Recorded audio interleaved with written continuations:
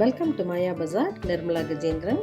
இன்றைக்கு நாம் பார்ப்பது புதினா கொத்தமல்லி சட்னி. நல்லெண்ணெய் 2 டீஸ்பூன் ஊற்றுறேன். நம்ம புதினா தலையெல்லாம் சட்னிக்கு கொஞ்சமாக தான் போடுவோம். ஆனால் இந்த சட்னிக்கு நம்ம ஒரு கட்டு புதினாவும் போட்டு செய்யலாம். சட்னி கொஞ்சமாக இருக்கும், நல்லா காரமாக இருக்கும். இட்லி தோசைக்கு ரொம்ப அருமையாக இருக்கும். புதினாவை க்ளீன் பண்ணி வச்சுருக்கேன். ஆனால் நான் கொஞ்சம் தான் போட்டிருக்கேன். நீங்கள் ஒரு கட்டு புதினா வேணாலும் போட்டுக்கலாம், அதுக்கேற்ற காரம் போட்டுக்கலாம்.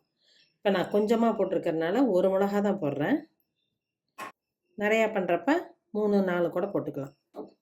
முழுசாக போட்டால் வெடிக்கும், அதனால் நான் கட் பண்ணி போடுறேன். நல்லா காஞ்சிடணும். எண்ணெய் காஞ்சோன்னு இதை போட்டு லேசாக செவக்கட்டும். நல்லா ஃப்ரை ஆயிடுச்சு. இப்போ நம்ம புதினாவை போட்டுக்கலாம்.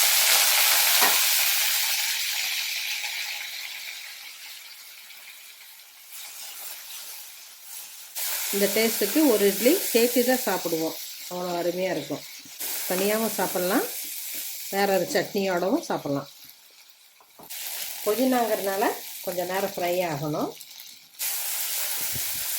1 நிமிடம் போல் ஃப்ரை ஆனால் போதும், ரொம்ப நேரம் ஃப்ரை ஆக வேண்டாம்.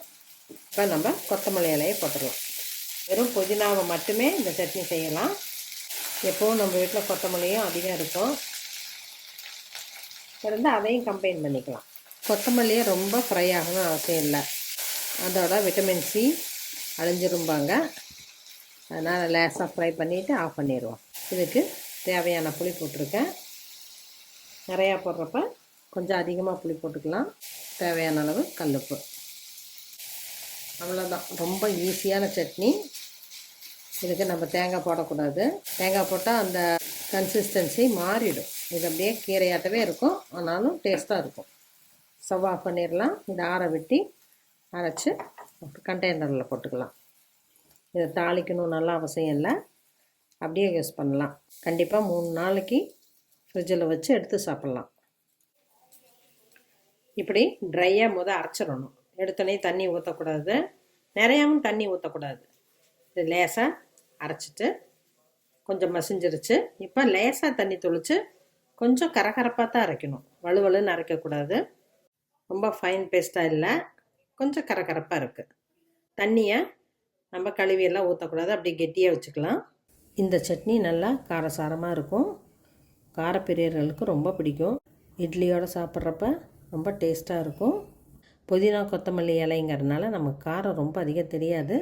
குழந்தைகளுக்கு கொஞ்சம் குறைச்சி போட்டு செஞ்சு கொடுத்தா 2 கீரையோட சத்தும் குழந்தைகளுக்கு சேரும்.